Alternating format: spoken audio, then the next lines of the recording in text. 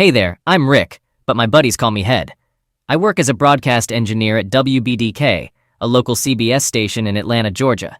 I've got a fancy graduate degree from MIT in electrical engineering and computer science, and I also picked up another degree in broadcast technologies. I've been working in this field for 22 years, taking on some challenging roles along the way. Before landing here in Atlanta for the past 5 years, I hopped around various TV stations on the East Coast. I'm 46 years old with dark hair, and I'm 6 feet 3 inches tall, weighing in at around 190 pounds. Some folks might say I'm good looking, but I'm no TV heartthrob. Been happily married to Sharon for a solid 22 years, and we've got 2 daughters, Melanie and Stephanie.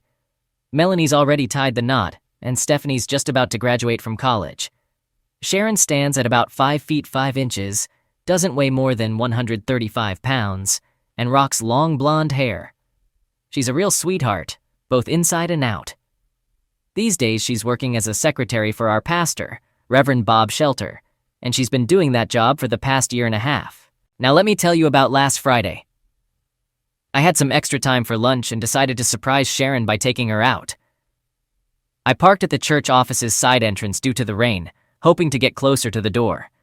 However, when I arrived, I found Sharon's office empty. Still, I went inside. While I was waiting, I overheard Sharon talking to Pastor Bob in his office. She was looking forward to Monday night and mentioned how great it was that I work on the Monday night football games for the station because it gives us a chance to spend time together. She also asked about a reservation at the Inn. Pastor Bob assured her, "Yes, it's all set. I've booked the Whirlpool suite again. Come over here and let me show it to you right now." I heard some rustling of clothes and then Sharon's moans. I was shocked, on the verge of feeling sick, and my anger was building up. I knew I needed to leave before doing something foolish. I couldn't bear to listen any longer. I had the urge to barge in and confront them, but I hesitated because I knew I'd lose control and maybe even get physical. Given my emotional state at that moment, I was certain I'd end up kicking both of them. However, I didn't want to face the consequences of my actions, so I made the tough decision to turn and leave. It was one of the most difficult things I've ever done. I wanted to lash out, but I walked away. I was pretty sure neither of them noticed me or knew I had been there.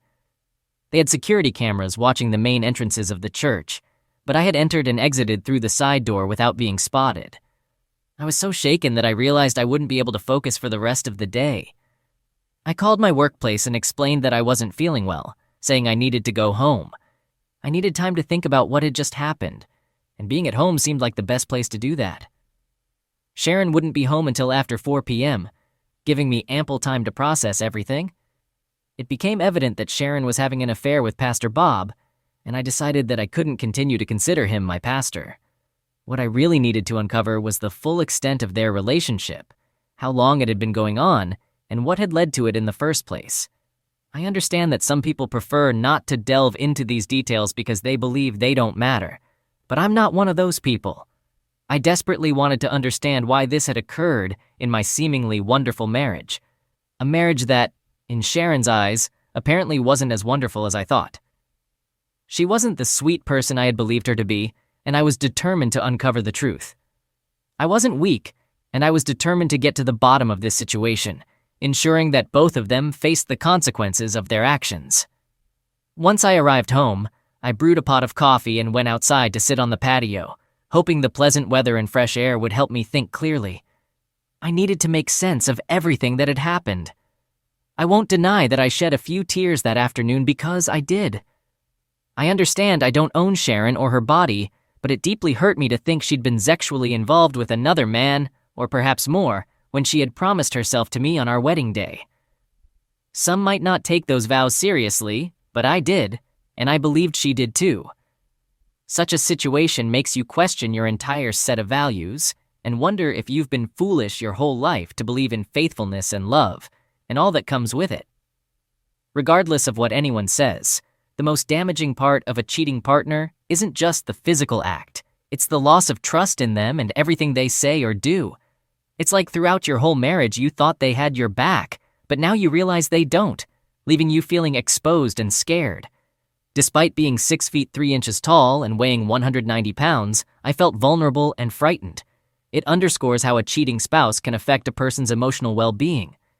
As I sat there, Battling my emotions and trying to stay calm and logical so I could process everything, I realized there were things I had questioned in the past but let go because of the trust I had in Sharon. These were little things that didn't seem significant at the time, but had now formed a heavy lump in the pit of my stomach as I connected the dots. How could I have been so foolish? It was trust, plain and simple. I had put my trust in her, and today, that trust lay shattered. What I needed were cold, hard facts. I wanted to know why this had happened. I wanted to understand the duration, frequency, locations, and who else might be involved. My trust had evaporated, and I was determined to find the answers I needed. As an update, I didn't think I could face Sharon just yet without revealing my feelings, so at 3 p.m., I decided to leave the house before she returned. I drove into town and stopped by the station to pick up a few things I'd need for the next couple of days. I popped into my boss's office and asked for a couple of days off early in the week, explaining that I was dealing with some personal issues and not feeling well. He agreed, so I left and went to Frankie's to hang out until I had to go home. Around 5 p.m., I called Sharon to let her know I'd be stopping for a while and wouldn't be home for dinner. She seemed annoyed with me and mentioned how she was feeling amorous tonight, and I would have been in for a treat. However, my plans were already made, so I told her to keep the mood hot for me, assuring her I'd take care of her when I got home. She replied sternly, "Don't count on it, mister. If you think you can treat me like that, you won't be getting anything for a while." Deep down, I thought to myself that this was precisely what I wanted to happen. I arrived home around 10:30 p.m., feeling quite intoxicated, but not too drunk to notice the bedroom door was shut and locked. I smirked at that and knocked on the door to see if she was awake, though I doubted it. I yelled, "Fine, if this is the game you want to play, then don't expect any intimacy from me, just deal with it." With that, I headed for the spare bedroom. The following morning when I got up, she was sitting at the kitchen table sipping her coffee. I could tell her coffee got a bit colder when I walked in. If I hadn't known she was an unfaithful wife, I certainly would have sensed something was amiss. I gave her a friendly smile and said, "No need to get up and make breakfast, honey. I'll grab something on my way to the golf course." I then headed out of the kitchen, walked into the garage, loaded my golf clubs into the trunk, and drove off. Shortly after, my cell phone rang, and I noticed it was her calling, so I chose not to answer. A few minutes later, I heard a beep, indicating she had left me a voicemail. I listened to it, and it was a message filled with anger, asking how I could do this to her and demanding I return immediately. The truth was, I had no intention of actually going golfing. I had used that as an excuse to buy myself a few hours to handle what I needed to. My destination was my former church. The last thing I wanted was to hear Bob preach again. It was still early when I arrived, so I knew there was a good chance no one would be around, and I was correct. I entered the building, having a key since my wife worked there. I made my way directly to the offices with the goal of placing remote micro cameras and mini microphones in her office and Bob's office. It didn't take me long to set it all up, and I concealed the transmitter behind some old hymnals in the supply closet across the hall.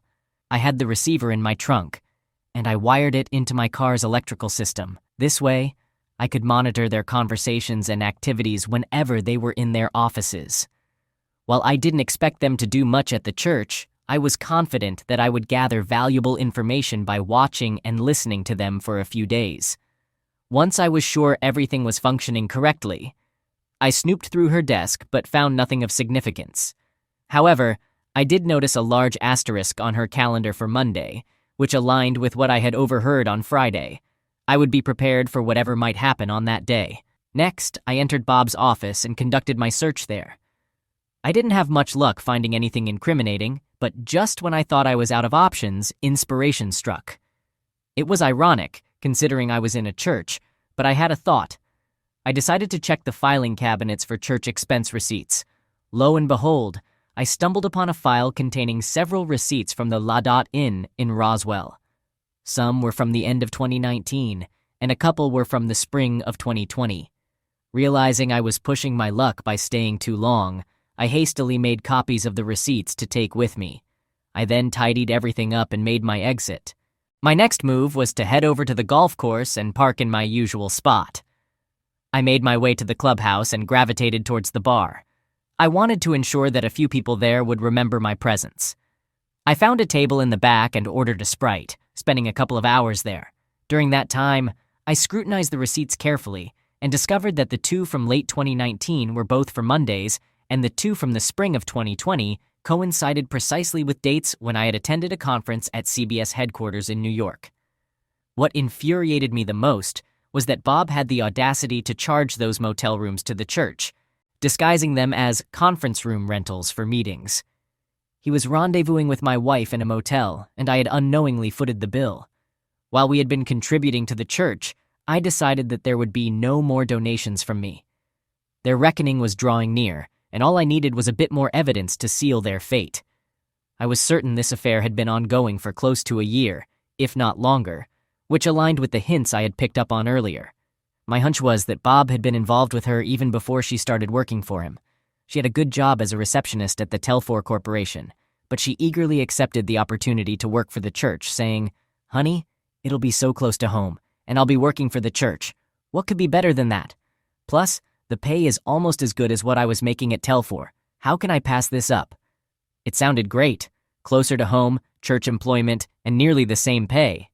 However, it was clear she was more interested in the extra perks. I couldn't believe how blind I had been. It filled me with anger, but it also sickened me to think that my loving wife could betray me like this. I was determined to make them pay for their actions.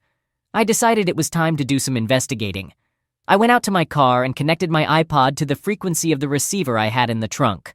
After scrolling through a few minutes of data, I saw Bob enter his office. He picked up his phone and made a call. I regretted not having placed a bug on his phone, but there was nothing I could do about it now. I had to settle for hearing one side of the conversation. "Yes, Sharon, I'm at the church. I came right after you called me. Why don't you tell me what's bothering you?" I thought, has he ever done this before? "I see. What do you think set him off?" Then he asked, "Do you think he's suspicious of anything, Sharon?" With a laugh, he continued, "All right, well, you can get back at him on Monday night." After hanging up, he sat there and thought. Just as I was about to shut down the transmission, he mumbled something almost inaudible, but I managed to capture it. I made sure to save that soundbite, knowing it might come in handy later. After shutting down, I drove back home. I figured it might be a bit chilly there, so I started mowing the lawn and took care of some basement chores. When I walked in, she didn't say much to me, but the tension in the air was palpable.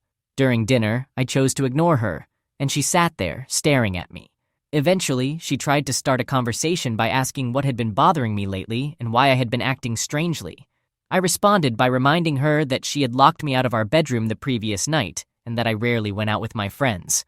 I pointed out that the one time I did, she had become upset and made threats, so the situation was a result of her actions, not mine.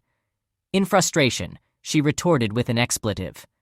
I noted that her language didn't align with the behavior expected of a devout Christian woman, considering her strong faith.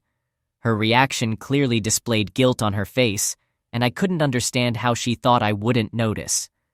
Nonetheless, she managed to regain her composure and eventually left the table. I thought to myself that when everything came to light, she wouldn't handle it gracefully. Later in the evening, she entered the family room where I was watching television with slightly reddened eyes, indicating that she might have been crying. The rest of the evening unfolded without any major incidents. When I was ready for bed, I walked down the hallway to the spare bedroom and settled in. A few minutes later, she entered the room and stood there. I asked her, "What do you want?" She inquired, "Aren't you going to come to bed?" I replied, "Nope. You've made it clear that there won't be any intimacy in the near future, so I might as well get a good night's sleep alone in here." With that, she left the room in tears. Honestly, I didn't care. On Sunday morning, she woke me up at 8 a.m., dressed for church, and invited me to join her. I declined, explaining that I had no plans to attend. She left the room with a certain look on her face, suggesting she was beginning to understand the situation. Later, she left the house, and we didn't exchange many words throughout the day, each retreating to our respective rooms. Monday morning, I left the house without encountering her or engaging in conversation. She called me, her voice heavy with tears, expressing her apologies and love. I assured her we would discuss everything upon my return that evening and hung up. Then, I contacted my boss, informing him of my day off but confirming my commitment to covering the Monday night football game. He was satisfied with my availability and asked how things were going. I replied that they were proceeding as expected. My next destination was the Ladot Inn in Roswell. So there I was, walking into the motel lobby, trying to look like I was just another guy on the job. I spotted the clerk, a young dude named Kevin, who seemed more interested in his phone than the comings and goings around him. I walked up to him with a clipboard in my hand. "Hey, got a service call for the Whirlpool suite," I said, tapping on the fake work order I'd put together. "Some complaint about the AC making noise? You know how it is with this heat, right?" Kevin gave the clipboard a once-over, his brow furrowing a bit. I kept my face straight, all professional-like. "Which room?" he asked, sounding a little puzzled. I told him the suite number, and for a second I thought he might call my bluff. But then he just nodded, handed me the key card, and said, "Make it quick, all right?" I was in the room in no time, dropping my tool bag down. But instead of wrenches and gauges, I had my little high-tech gear, mics, cameras, you name it. I was playing the part of the maintenance guy, but what I was really doing was setting up my own sting operation to catch my wife in the act. Installation was a breeze. I hid them so well you'd never know they were there. I was out of the room as quickly as I'd entered, giving Kevin a nod on my way out. "All set. No more noise from that AC," I told him, and he barely glanced up from his screen. I left feeling a bit like James Bond, if I'm honest. Kevin had no idea, and I was one step closer to knowing the real deal with my wife. Wild, huh? With plenty of time on my hands, I decided to attend to a few other tasks I needed to prepare. I visited our bank and obtained cashier's checks for half of the funds from both our checking and savings accounts. Afterward, I canceled our joint credit cards. Following that, I contacted my broker and arranged a meeting shortly after lunch to make adjustments to our investment accounts. I also reached out to my attorney to discuss the divorce and other legal matters. We scheduled an appointment for later in the afternoon when he would be available. Next, I drove to Planters National Bank in Marietta, Georgia, where I opened new accounts in my name only and deposited the cashier's checks. I had lunch in Marietta, although I didn't have much of an appetite. After finishing lunch, I headed to my broker's office to discuss the investment portfolio changes he had prepared. These changes divided our investments equally without selling any assets to avoid unwanted tax implications. I took the paperwork with me. Following that, I met with my attorney to review the divorce papers he had drafted. I proposed a no-fault divorce with an equal split of assets if my wife agreed to sign them immediately. If she refused, I had him include a provision for filing for divorce based on adultery. I was fairly confident she would sign them right away. With everything taken care of, all I had left to do was grab dinner and then head to the station to oversee the Monday Night Football broadcast. After leaving my attorney's office, I turned on my cell phone and discovered a couple of messages from Sharon. In her messages, she expressed concern and asked me to come home before the game, stating that my recent behavior was worrying her deeply. She professed her love for me and how torn apart she felt seeing me like this. Despite being aware of her plans for the evening and my own knowledge of them, she could still send me these messages. It made me question my judgment, thinking, I must be the biggest fool ever to have loved and trusted this woman. I had reached a decision. The only possibility of salvaging my marriage rested on whether she would show up at the motel tonight. Her decision would be a clear indicator of whether she cared enough to try to rescue our relationship, acknowledging its precarious state. At 8 p.m., I activated the system in fully automated broadcast mode, and Monday Night Football commenced. I configured the system to monitor the feed from the motel room. Precisely at 8:15, Bob entered the room and initiated a call, telling her, "Hey baby, I'm in the room, get over here as quickly as you can." Sharon replied, "Okay honey, I'll be there in a few minutes." After ending the call, he muttered a few more words that I overheard, though I would need to listen again later to confirm the exact content. My marriage appeared to be unraveling, and while I didn't anticipate her ending it, the pain still cut deep. This experience only reinforced my determination to make them face the consequences. I took out my list of people to contact and began dialing, a task that consumed nearly half an hour. Sharon had already arrived at the motel, so I returned to monitoring the video and audio feed. She expressed, "Oh God, Bobby, the thought of you being intimate with me excites me so much. I really value these nights together, she confided. In response, Bobby invited her closer, saying, "Tonight, darling, I'm going to fulfill your desires." She responded, "I adore it when you talk passionately to me, Bobby." My heart sank, and a nauseating feeling washed over me. Here were a pastor and a church secretary along with my once sweet and loving wife, descending into a dark abyss of depravity that I couldn't comprehend. In the moments that followed, I would witness just how twisted they could become. They both deserved the consequences that awaited them. There was no doubt about it. She positioned herself on the bed, and I couldn't bring myself to describe it any further. The person who had once been the love of my life. He finished his act, and I understood that our future together was irreparably shattered. Though consumed by agony, my seething anger kept me focused. If they had seen me in that moment, they might have cowered in fear and dread. At that point, I had lost much of my humanity. My sole purpose was to bring them to justice. After enduring their actions for 45 minutes, I had seen enough. It was halftime during the football game, and it was time for the halftime show. I switched the system to live assist mode and began playing back the recording of Bob and Sharon from the beginning. Within minutes, the phone began ringing relentlessly. I chose to ignore all the calls and took out my cell phone. I dialed Sharon's number, and the ringing echoed through the monitors. She glanced at her phone and remarked, "It's Head. This time I won't answer his call. Let's see how he likes it." I hung up and dialed again. "I suppose I should answer it," she finally conceded, retrieving her phone from her purse. Sharon responded with a venomous tone when I greeted her, saying hello. Curious about her whereabouts and intentions, I asked about her location and what was happening. She explained that she had gone shopping since I hadn't called her earlier and planned to grab some food before heading home. In a somewhat sarcastic tone, I inquired if she was shopping at the moment, to which she confirmed and mentioned her intention to spend a significant amount of money. Unable to hold back, I retorted by thanking her for being such a wonderful wife, with a touch of sarcasm. In response, she shot back, telling me not to speak to her that way and expressing her confusion about my recent behavior before saying goodbye. There she was, using that term again. No, Sharon. The real issue was Bast Bob in her motel room. As their activities appeared to be winding down and she was taking one last shot, I contemplated interrupting it. Knowing she wouldn't answer her cell phone again, I dialed the motel number. "Kevin, it's Head. Aren't you watching Monday Night Football? No? You should be. Could you ring the Whirlpool Suite for me?" After just 2 rings, he picked up. "Hi, Bob. Can I speak to Sharon once more?" She came on the line, questioning why I was calling.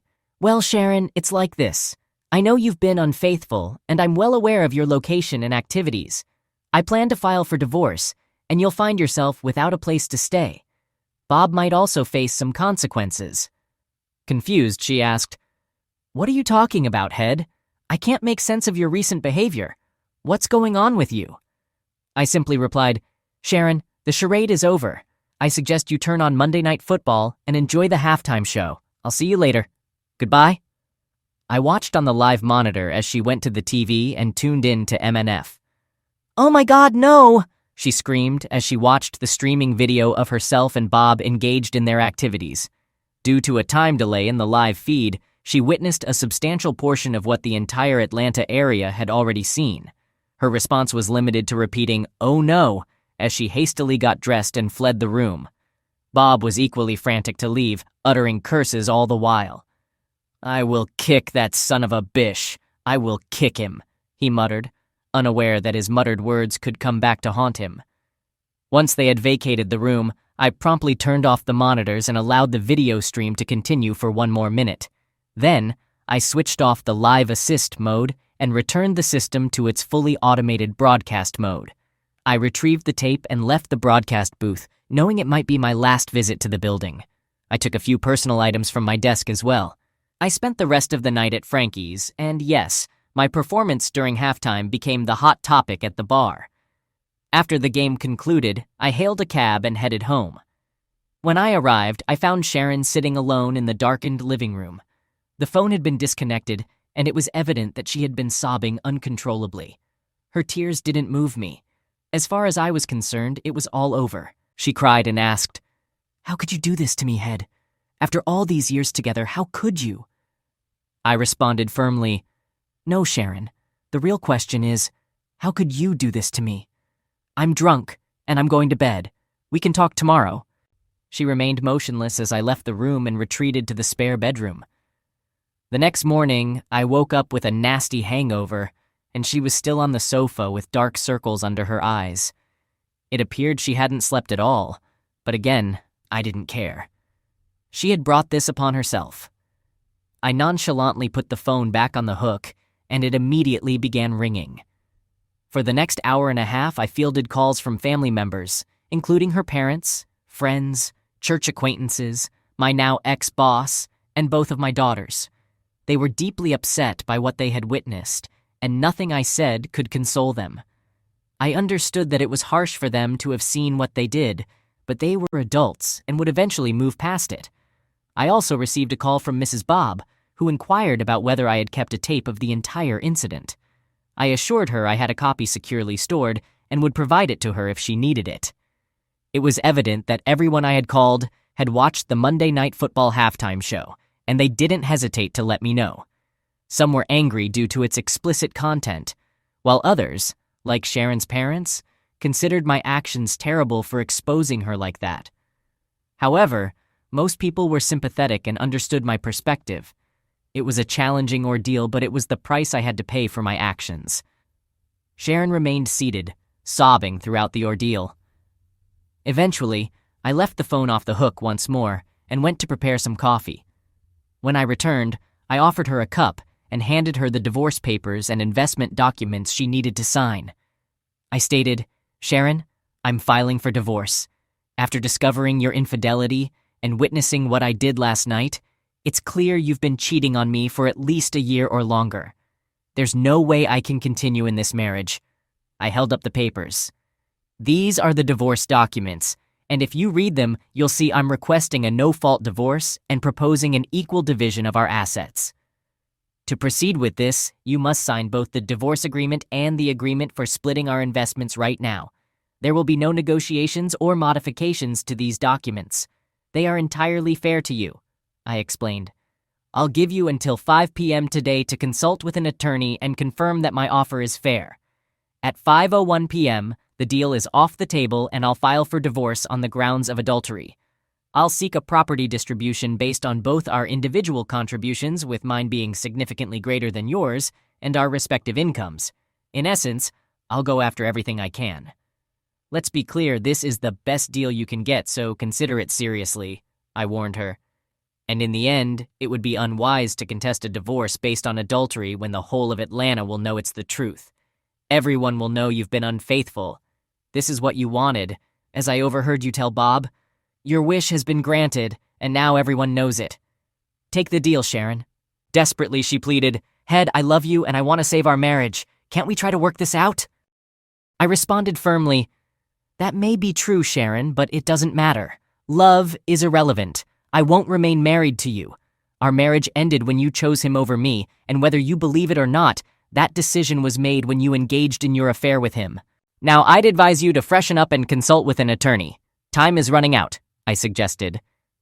Later that afternoon, she returned home with the papers. "My attorney recommends that I sign these papers, Head. He believes you've made a fair offer given the circumstances, and he thinks I should take this settlement," she said. "Head, can we talk? Can you listen to me and perhaps consider forgiveness and working together to salvage our marriage?" I agreed to sit down and listen because I genuinely wanted to understand why she had done what she did. I also wanted to know if this was the first time it had happened in our marriage. We sat at the kitchen table and she began explaining everything. She revealed that there had been no other affairs before this one. It had started shortly before she began working for Bob. She admitted that she didn't really understand why, because she had been completely happy with me, but she couldn't deny that something had drawn her to Bob. She mentioned his charismatic demeanor and the feeling that he loved her. I acknowledged Bob's charisma, but shattered her perception when I played back 2 sound clips I had saved. The first was Bob muttering on the first day, "That idiot better make sure her husband doesn't find out about our affair." The second soundbite was from the room just before she arrived. "I'm going to use her tonight. Tomorrow I'll end it. If she causes any trouble, I'll threaten to tell Head. That should keep her in line. I can't risk her husband discovering our affair and exposing everything. So, Sharon, not only did you damage our marriage, but you were mistaken about Bob's feelings for you, I pointed out. No, Sharon, there's no way I could continue our marriage for 2 reasons. First, you broke our marital vows, and I can't live with that. And second, you would never find happiness with me again either. I could never satisfy you after this. No, Sharon, no matter how much love there might be between us, it wouldn't be enough to overcome the damage you've done to our marriage. She just sat there crying, knowing that what I said was the truth. In the end, she signed both sets of papers. I informed her of my decision to move out, allowing her the time she needed to find a new place to live. I didn't believe she could afford the house, and to be honest, I didn't want to stay there either. Our agreement stipulated that the house would be sold, with the profits split evenly, just like our other assets. Besides, the house held too many memories that I wanted to leave behind. I gathered the paperwork and bags I'd prepared the previous day and left the house. I headed to my broker's office to drop off the papers and then checked into a hotel for the night. The following morning, I had an appointment with my attorney. We discussed the divorce papers, and he agreed to file them with the Superior Court of our county that same day. During our meeting, we also delved into the predicament I found myself in at the radio station and with the FCC. My attorney explained that the FCC had the authority to issue civil fines, revoke broadcasting licenses, or deny renewal applications. Furthermore, those found guilty of violating these regulations in federal court could face criminal fines and a maximum prison sentence of 2 years. Given the circumstances, my attorney believed that jail time was unlikely, but substantial fines and the end of my broadcasting career were inevitable. I would have to seek a new line of work. In just a matter of days, the consequences of my actions became painfully apparent.